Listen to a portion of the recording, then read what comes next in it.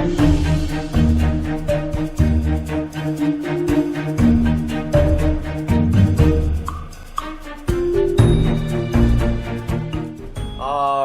let's see what we're starting off with today. 3. We are doing... Oh, and I haven't done High Chinese in a while. And we are back with a smooth start of the High Chinese.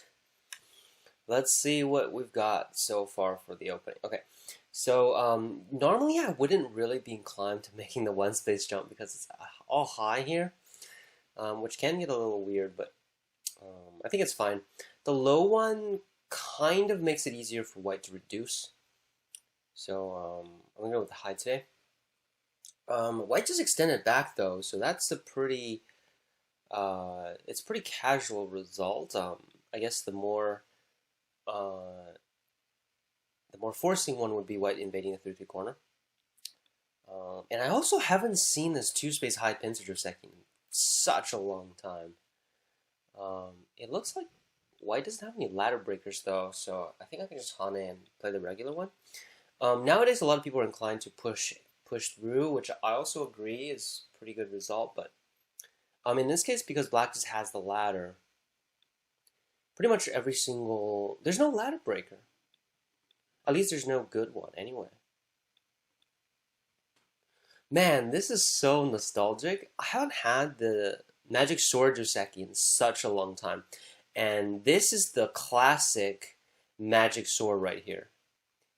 Very, very classic. So white sacrifices the 5 stones, or this group on the bottom, in order to get the ladder breaker. But in this case, after white approached, I played the high extension, which means white doesn't really have a good ladder breaker at the moment. Oh wow, this is interesting. So this actually gets quite complicated because white played the Hane, and I don't think this is a standard move at all.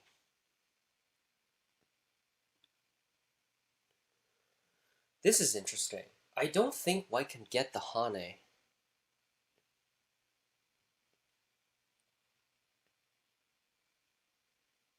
Oh, what am I doing?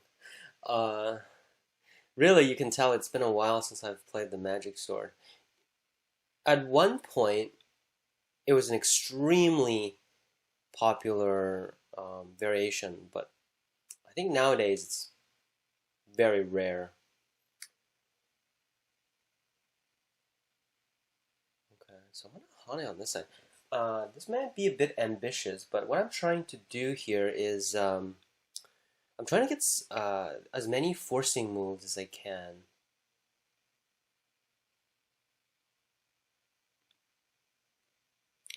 And then just ladder this, actually.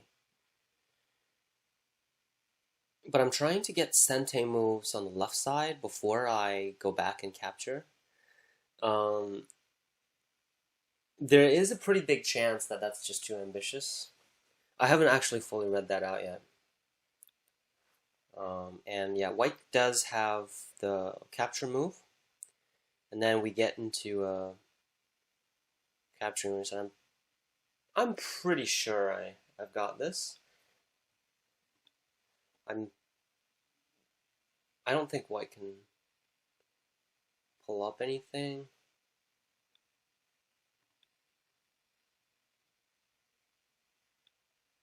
This is also a very interesting result. Never played this before, but I am relatively confident that my cutting move was an overplay. I definitely should not have gotten this result.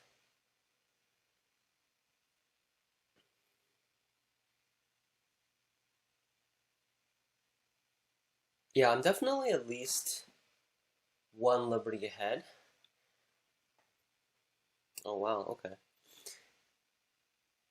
This is probably the side that, if you ever play the Chinese opening, it's really the side that you want your opponent to approach the most. It's like the perfect setup for black. You force white to have an uncomfortable shape, and you just build off both of these sides. That's it's actually a very simple framework.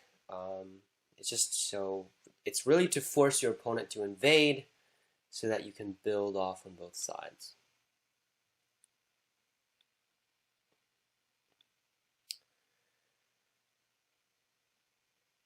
And without even knowing, I'm playing extremely fast again.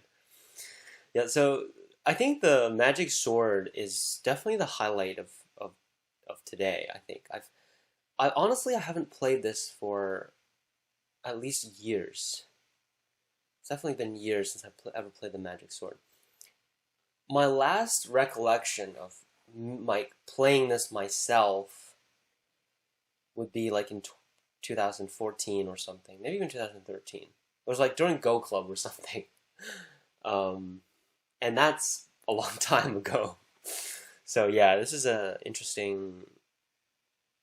It's definitely a it's definitely a nostalgic variation, even though it didn't really look like any typical Magic Sword variation at all.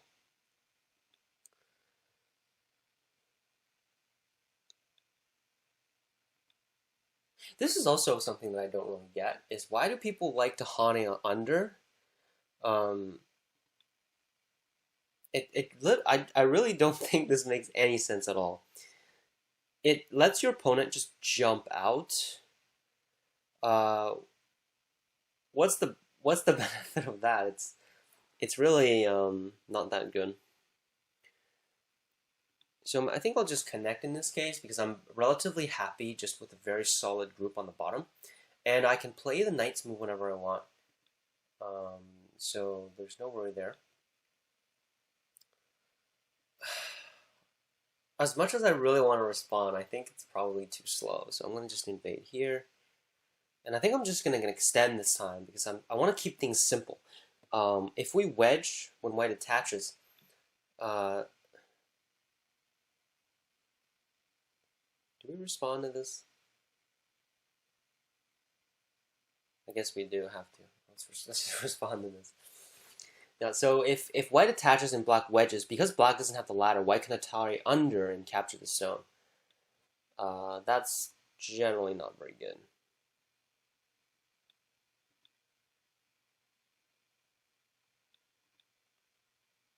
This is also kind of interesting that white is playing this particular variation.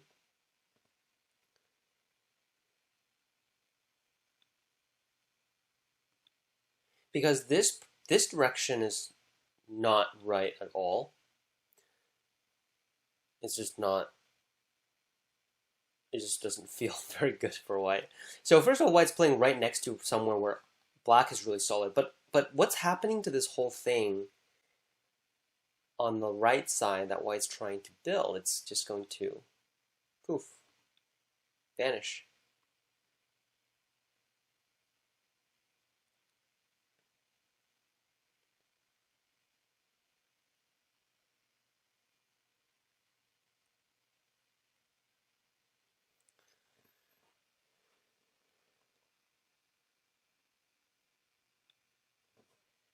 Yeah, I definitely gonna Hane this one because like me capturing a stone here is like gonna outweigh black cutting through by a long shot. Capturing a stone here is basically like condemning this whole influence to death. It's like, yeah, don't you're not gonna have white's not gonna have anything after this in the middle. I guess I just live locally. I'm pretty happy with that, and because black got really a lot of stuff to work with in the beginning. Okay, I'll just connect it. Doesn't really matter as long as I'm alive. It really served the purpose of this whole invasion here.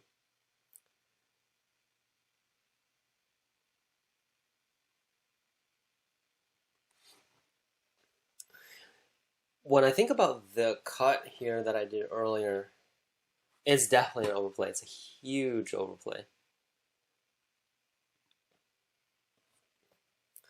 Because white could have just Atari'd and turned. White didn't really have to connect there. And if white saved a move over there, that would have meant something very different.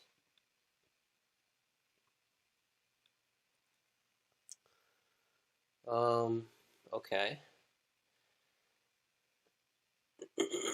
As much as how tempted I am to turn, I think I can just connect and pretty happy with this.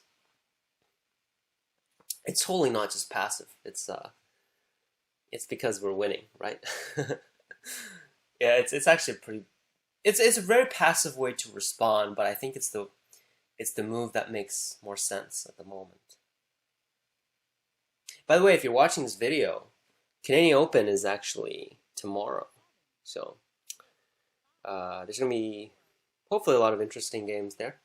I will be playing in it, so and I haven't played in a tournament. I think um, for a while now. It's been like 2 months, I think, since the transatlantic. So it's good to get in the excitement. It's always exciting to be playing in a tournament. At least for me, anyway. Yeah. So I'm definitely looking forward to that. Okay, so as we deal with White's attacks, we pretty much will just end the game here because White doesn't have any noticeable territory, I think. There's like a bit here on the right, and there's like the 5 stones on the bottom, but that's probably only like 40 points. Black probably has 70 points on the left side, which is really just too much here.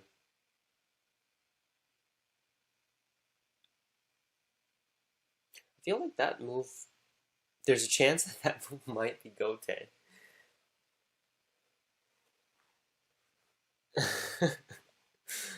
um, would it be mean to ignore? I think I'm gonna ignore this move. There's no reason for me to answer that move. Maybe this is not a nice thing to do, but I feel like it's what's on the board is on the board. Um, we just play the best move locally, right? There's no there's no emotions attached to these things. Oh, I should have connected. White's gonna throw in now, aren't they? Oh, okay. They didn't throw in, but if they did, they're gonna get some endgame points. Well, I guess I'll be okay with that, but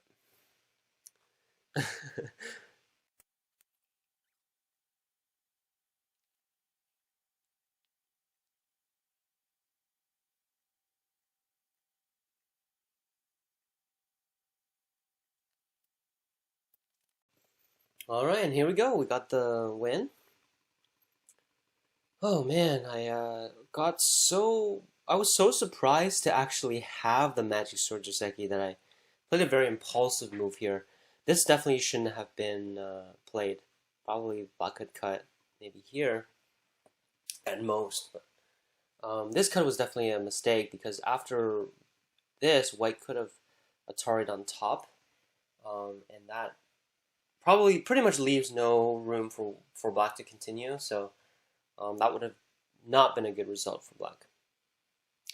Alrighty, let's find the next opening here. And it looks like we do a double 4-6 again. I think I've mentioned this in the last episode. Really, I'm 12 games in on this account, and this might be the first account that I get to 7 Dan, which would be very interesting, I think. Imagine me playing double 4-6s against a bunch of 7 Dans. That might get interesting very quickly. And probably not in a fun way for me. Might be in a fun way for you guys, but not for me. I'm going to have to come up with some special tactic or something like that uh, to do well here. Somehow do well against the 7 Dans. I can't just lose every game. Oh, man. So it seems like Black is playing very local here, which means I can Tanuki now. I'm going to do a probe here to see how Black responds to this.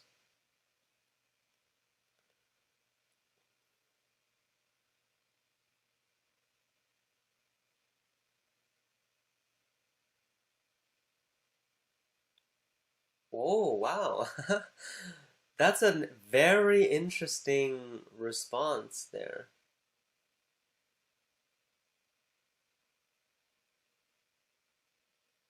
I think I can just play the inner push. That's going to leave black in a very awkward position because when I push and cut, black will have to play another move inside the corner there just to make sure there are no further problems. And that's a very good result for white. Because black spent an extra move in the corner, and as well as the cut here. I think I'm going to jump out. There's no reason for me not to fight here, right? We just jump out and see what happens. Of course, that's not really what we're doing, right? We looked at this, somewhat at least. I do have to protect this Atari, though. It's black is threatening to Atari and jump back. That's going to be relatively annoying. I think I'm going to try and do it indirectly. I don't really want to just net or Atari because black didn't exchange anything on that side yet. Oh, and I think my mouse just decided to stop working. I think I have to connect here. Oh, double peep, okay. And attach. I'm pretty sure I really need to honey this way.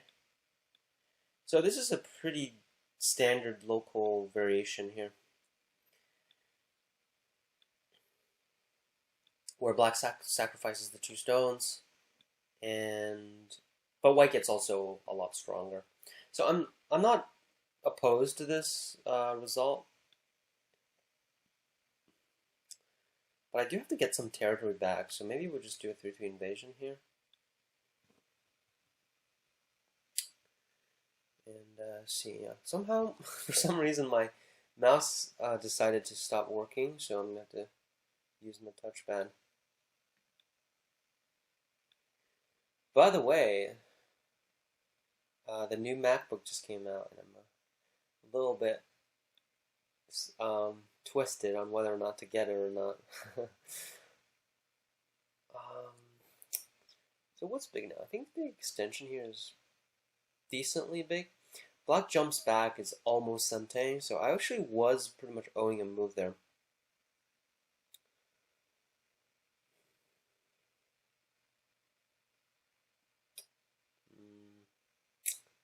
This is a difficult situation. I think I'm going to target this end. This is quite a big exchange because it reduces the value of the black 3 stones there. And when I descend, it also threatens to jump in, which means it also devalues this lower, the value of this lower side. Yes, I was actually waiting for this for a while.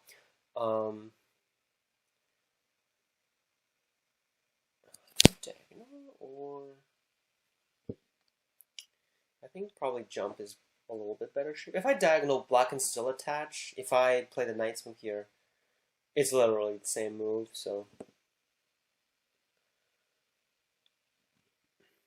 Really, black's not wanting any territory. I'm pretty happy with just responding to this kind of cap. I'm actually starting to become very happy with the territory situation, because not only did white just invade the 3-3, but all of the left side is now 100% territory. And now I just take another big territory. So what's black going to have? Black really doesn't have that much.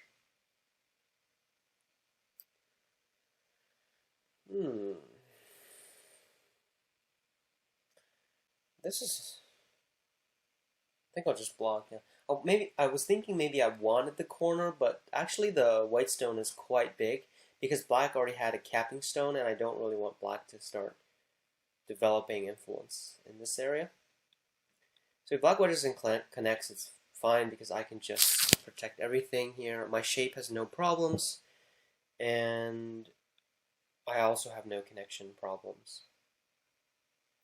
So these are just helping my group get stronger, and because I have the territory lead, I really have nothing to worry about.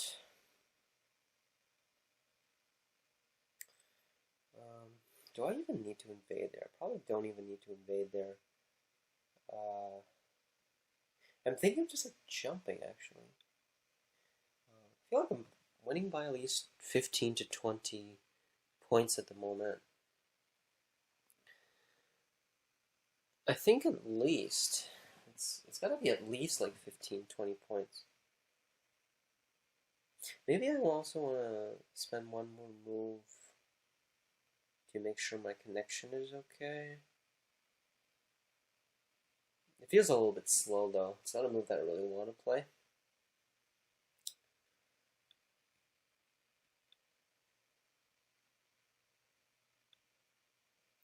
So this is one of the big reasons why AIs really love these type of moves. It's just very hard for black to continue to develop in these situations. Oh, I have a crosscut, but I don't.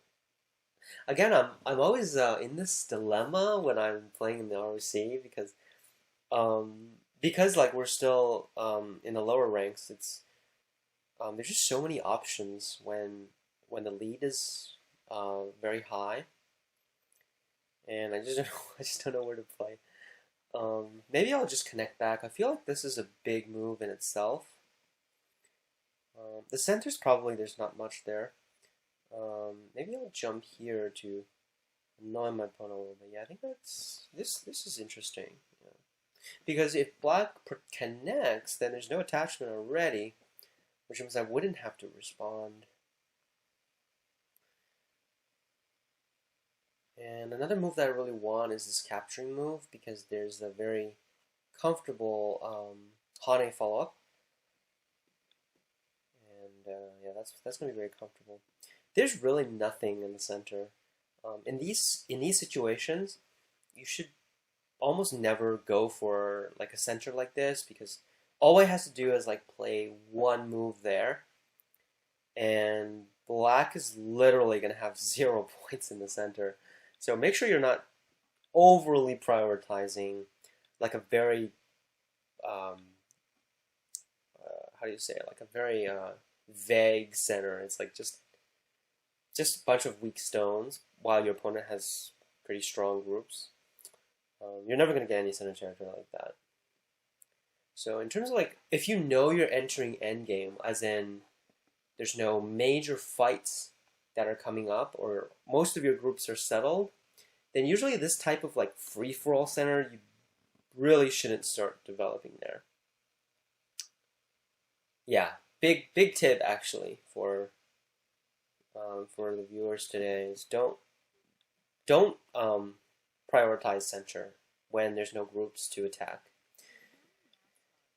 In the end, you're gonna get like 2-3 points at max. There's just so many directions that the opponent can start coming in from. That's really not worth it. So I'm going to attach and extend because that also threatens the 2 black stones and also threatens to push in. Let me make this push though. So black didn't respond to my earlier peeping move. You can immediately see that with these 2 moves, white not only connected, but white got an extra, probably around 10 points on the top. So that has very strong value. But when you spend moves like this, you're spending 2 moves to make probably like 5 points more than what you already had, then that's going to be very small. And not to mention, in order to get that, right, black had to give white the opportunity to capture these 2 stones, which is at least half of 4 points. So yeah, in general, these center moves are very, very small. So I'm just going to capture this now. These are generally very big endgames. Another one is the Hane and Connect because I pretty much have to respond to that. Oh god, that's actually pretty annoying, isn't it? The Hane and Connect. Because if white doesn't respond, black has a clamp, which is It's a very annoying move.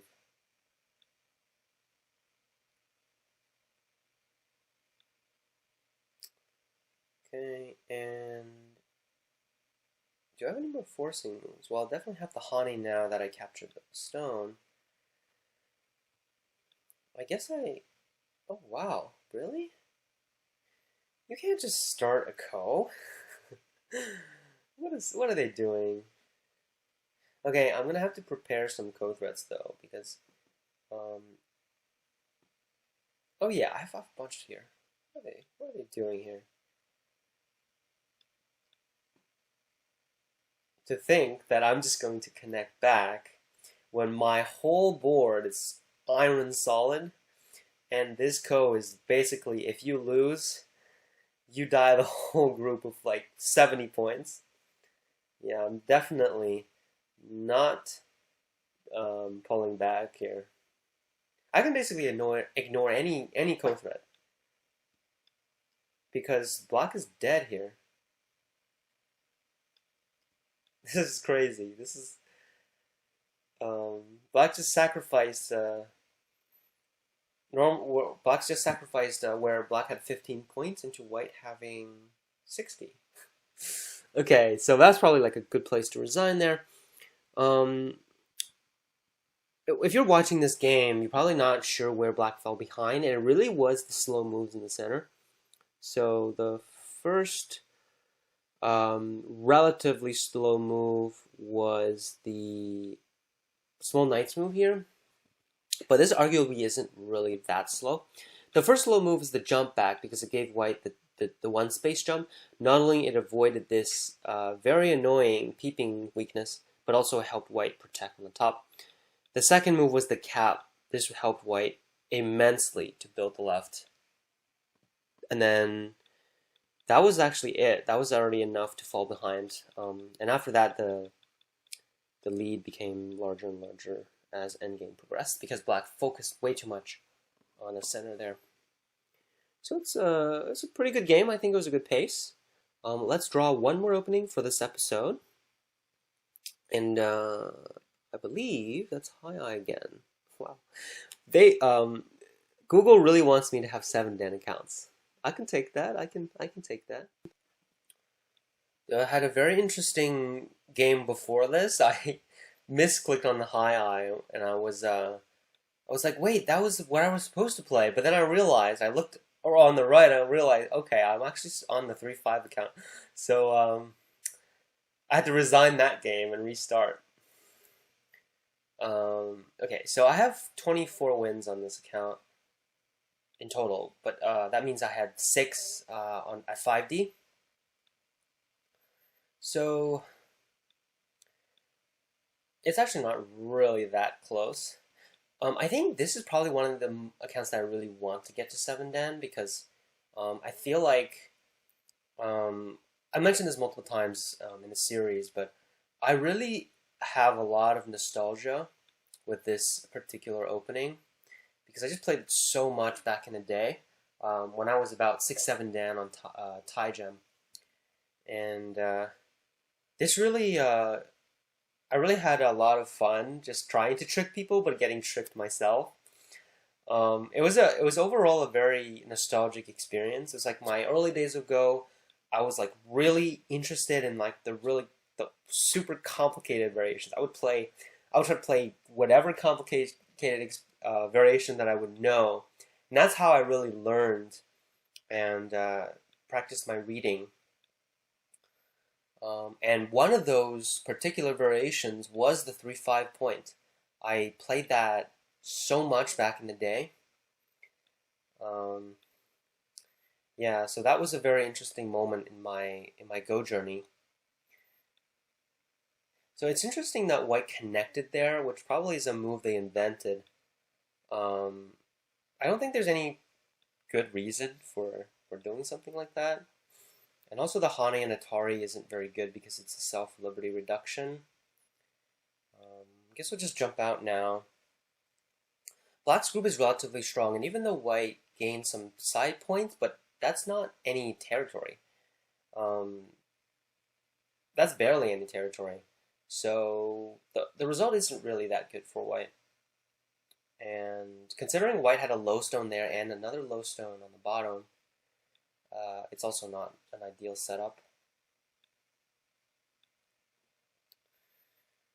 I don't know why white is playing so aggressively here because um, black has already one eye. So black only needs to make one more eye in the middle and it's alive. So there isn't really that much to worry about.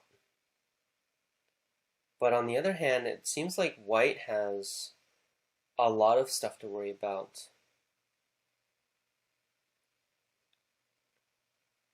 I'm pretty sure I can just cut this now.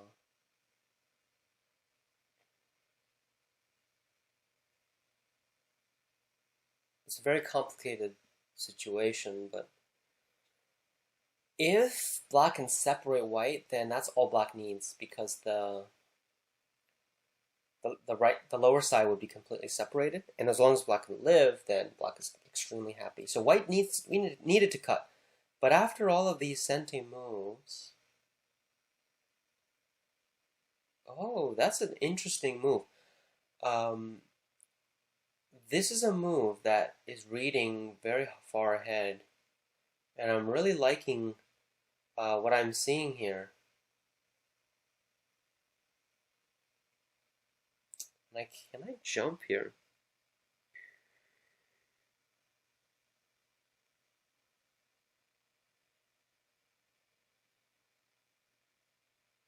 Hmm, probably a long shot.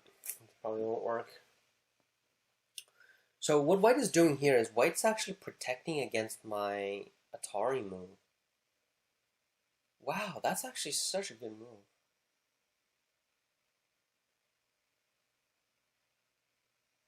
Okay, so now things get a bit interesting.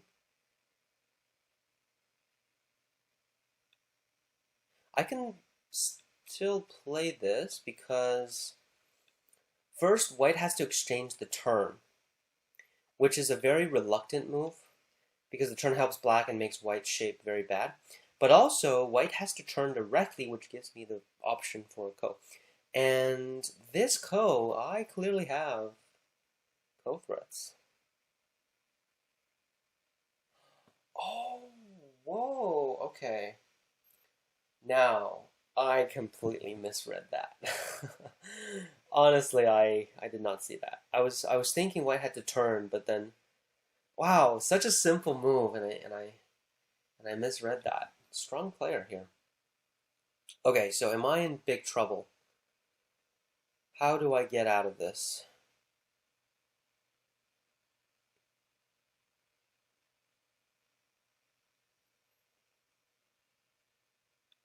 Well, I think I still want to start the ko.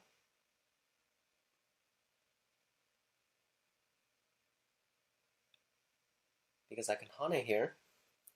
And the benefit of this is that black has a lot of ko threats. So black is not really afraid of this. There's local ko threat at the push. There's an extend in the middle. Um,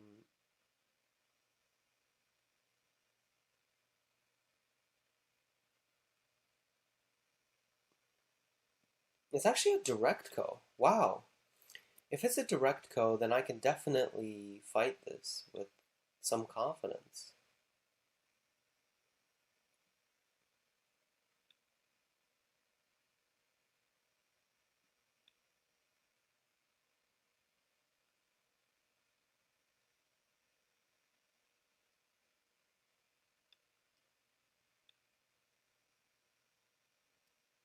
This will be quite an interesting game because we're going to have a very early but very big trade.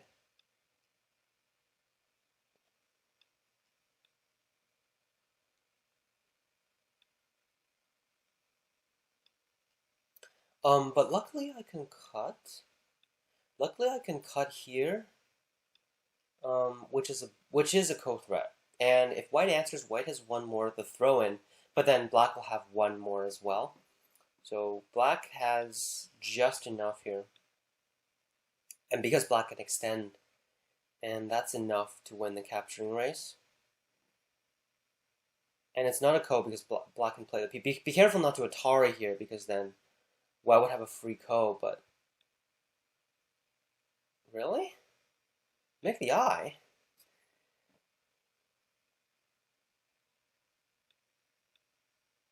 Okay, that's a move that really threw away the game, because now not only this is dead, but all of white's control here is gone.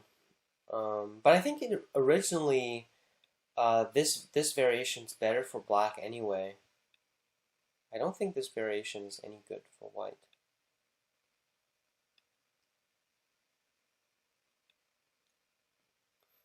Wow, this is interesting. Is there a way for me to increase liberties?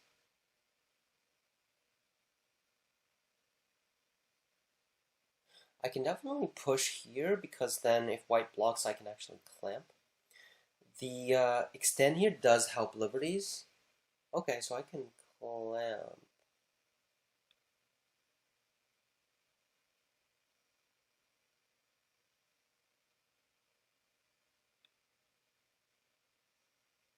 Oh, okay. Um,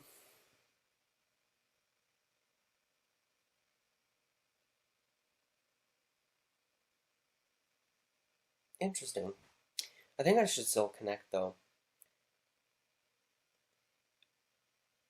Overall, this ko is not really anything I need to worry about, because it's a step ko.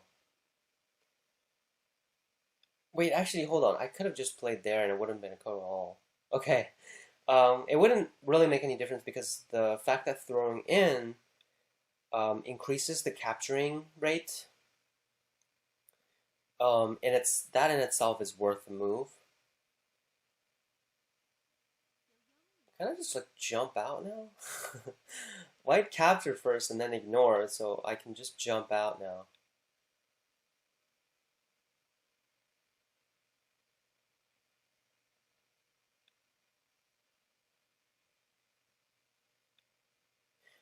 White really wants to attack my center, but really, if white loses too much local value, then there's really no point. I can just sacrifice the group here. It's just pure stones, but look at how much white lost here on the left. That's humongous. Oh, that's like disconnecting. I think this is a very interesting game. First I misread a little bit, but then I realized it wasn't really that big of a deal. What is white doing here? That's not even Sente.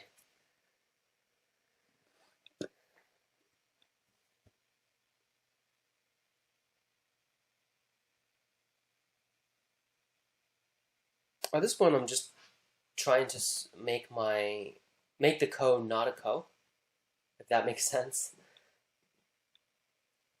And what's white trying to do here is white's trying to make the ko a ko. But I doubt white would succeed. This is dying more and more. Okay. I guess my opponent had quite strong reading skills to begin with, because they actually read out this connection, which is actually a very nice move. I thought that white had to turn, and that would not have been very good for white. But in this case, this is playable. Now, fortunately, black had the first line Hane, which is actually quite an annoying move to deal with. White should still Atari, though. That's white's mistake, because when black cuts, white can extend as local co-threats. So that's actually a very big drain for black's co-threats. So Atari is definitely the correct move. And you can see here that black has a limited number of co-threats, so there isn't really... if black just lives and lets white capture the bottom, then this is not a very good result for black, because the bottom is relatively big. Yeah, so I was a little bit nervous here, but after white extended, it was a direct ko, and I was pretty confident that I had more ko threats. If I wasn't confident, instead of this inner push here, I would have just Haned, and that would have given white one less co-threat. But instead I played the inner push because I wanted the ko to be heavier for white so that it decreased the number of variations. Overall, a very interesting game though. This ko battle was definitely didn't favor me in the beginning, but I was glad that I was able to get it back. Okay, so I think that's going to be it for today, and I think I'm going to just roll the next opening. Let's see what we're going to have for the next episode. It looks like we have a 5. Yes! Unorthodox! I love that opening. Okay, that's going to be it for today. Thank you so much for watching today's video. Thank you for supporting our channel, and feel free to check out our membership and our Patreon as well. Thanks for watching, guys, and I will see you